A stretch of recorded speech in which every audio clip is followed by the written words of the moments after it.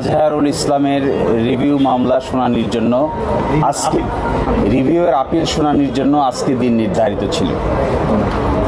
এই মাননীয় প্রধান বিচারপতির নেতৃত্বে 4 সদস্য বিশিষ্ট আপিল বিভাগের বেঞ্চের সামনে শুনানির জন্য উপস্থাপন করা হয়েছে। শুনানির এক পর্যায়ে মাননীয় প্রধান বিচারপতি ইচ্ছা প্রকাশ করেছেন যে এই মামলার গুরুত্বের বিচারে এবং এই মামলার আইনি জটিল ব্যাখ্যা বিশ্লেষণের বিষয়ে এই মামলাটি আপিল বিভাগের পূর্ণাঙ্গ বেঞ্চে শুনানি হওয়া উচিত।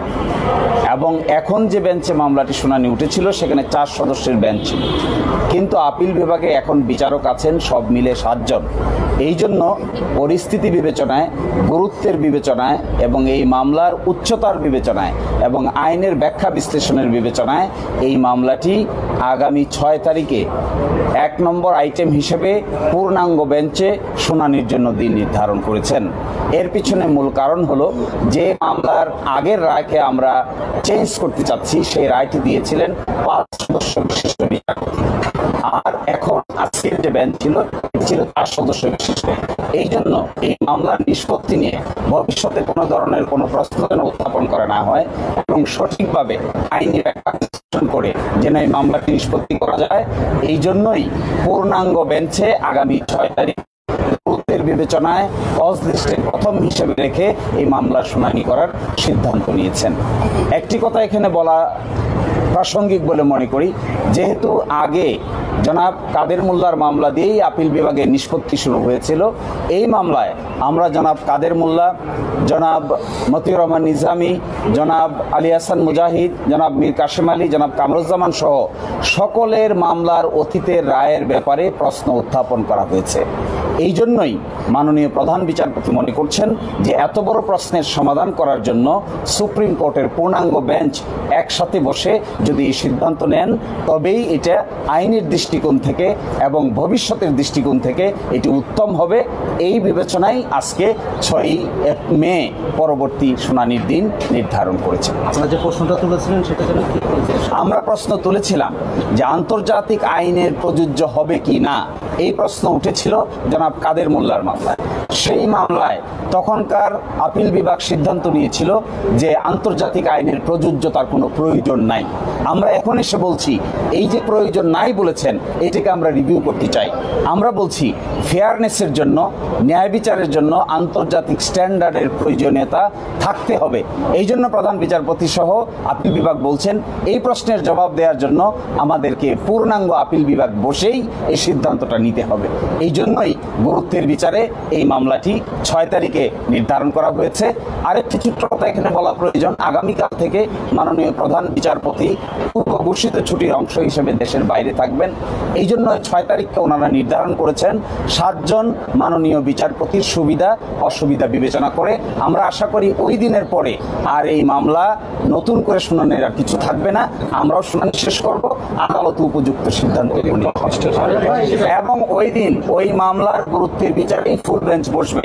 আপনারা জানেন ফুল বেঞ্চ কিন্তু মঙ্গলবারে বসে না।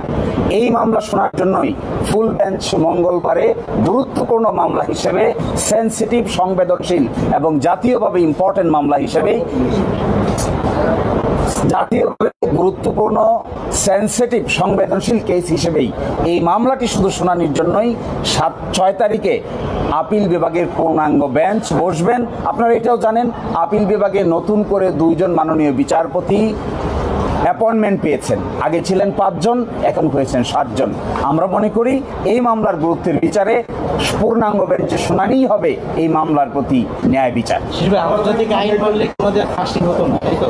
হ্যাঁ, আমরা আন্তর্জাতিক আইনের স্ট্যান্ডার্ড যদি মানা হতো, আমরা সবাই নির্দ্বিধায় মনে করি যাদেরকে ফাঁসি কাস্টে ঝুলানো হয়েছে এবং আজকে যার বিচার করার জন্য আমরা পুনরুত্থান করেছি, রিভিউ ফাইল করেছি, যাদেরকে ফাঁসি কাস্টে ঝুলানো হয়েছে, আন্তর্জাতিক স্ট্যান্ডার্ড মানলে তাদের সকলকেই বেকসুর খালাস দিতে হতো।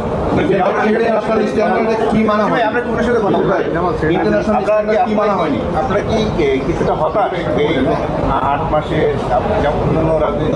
যারা রাজনৈতিক বন্দী ছিল তারা বের হয়ে গেছে, আপনাদের এই যে মানুষ আছে, আপনাদের দলীয়ভাবে আপনারা কি একটু হতাশ, কর্মীরা কিছু হতাশ?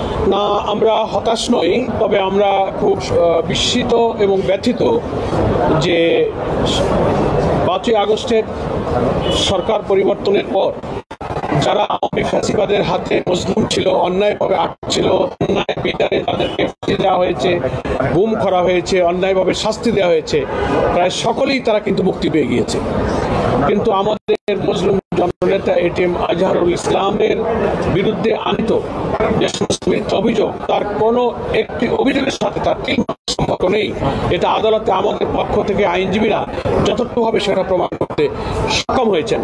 তারপরে ওই 8 মাস পর্যন্ত তার এই মামলার যে কোনো ব্যাখ্যাই আইনজীবীরা দিতে পারেন, কোর্টের কাছে একটা ব্যাখ্যা থাকতে পারে, কিন্তু সময়টা যে 8 মাস পার হয়েছে, সারা দেশের লক্ষ কোটি আমাদের নেতা কর্মী শুভাকাঙ্ক্ষী যারা ন্যায় বিচারের প্রত্যাশায় দিন গুনছেন তারা ব্যথিত। আমরা হতাশ নেই এই কারণে যে আদালতের কাছে আমরা সুবিচারের জন্য ধৈর্য ধারণ করছি। আমরা আশা করি আদালত আমাদের প্রতি সুবিচার করবেন।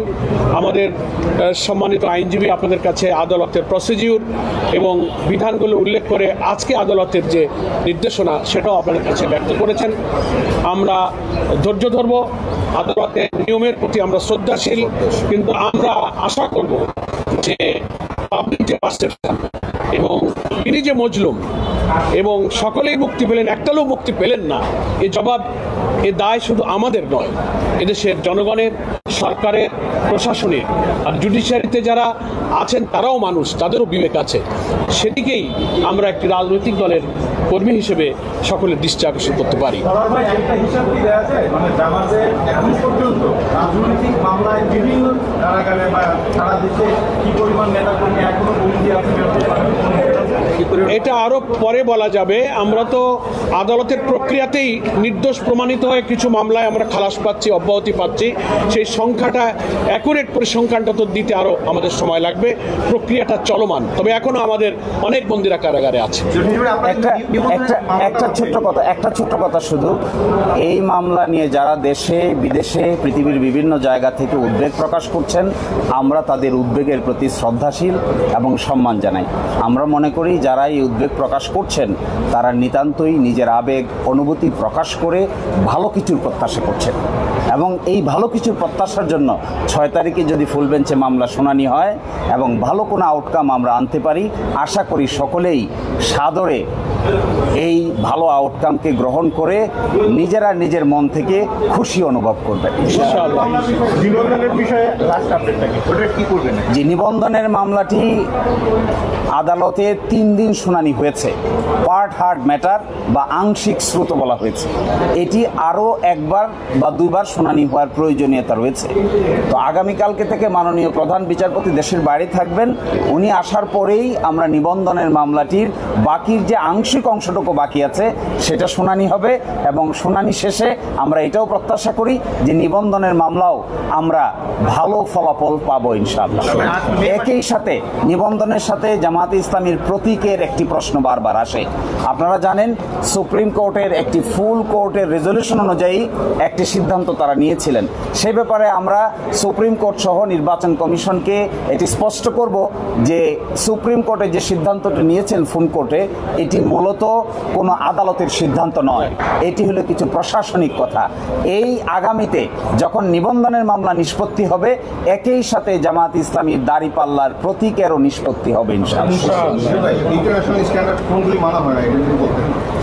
ইন্টারন্যাশনাল স্ট্যান্ডার্ড মানা হয় না, তার সবচেয়ে ইম্পর্টেন্ট কথা হলো এই আইনে একটা বিধান ছিল যে যদি আয়োর কাছে, ইনভেস্টিগেটিং অফিসারের কাছে কোনো সাক্ষী কোনো জবানবন্দি দিয়ে থাকেন, পরবর্তীতে তিনি আদালতে নাও আসেন, তারপরেও তার জবানবন্দি আদালতে সাক্ষ্য হিসেবে নেওয়া যাবে। আমরা বলেছি পৃথিবীর কোনো বিচারিক সিস্টেমে, পৃথিবীর কোনো ফৌজদারি বিচার ব্যবস্থার ইতিহাসে এইভাবে আয়োর কাছে কিংবা পুলিশের কাছে জবানবন্দি দিয়েছেন কিন্তু পরবর্তীতে কোর্টে এসে সাক্ষ্য দেননি, তার জবানবন্দি গ্রহণ করা যায় না। যদি তা মানা যেত তাহলে জনাব এটিএম আজহার কেন, জনাব কাদের মোল্লা সহ বাকি অনেককেই তারা সাজা দিতে পারতেন না। এই প্রশ্ন এখানে সেটেল করা হবে। Thank you. Thank you.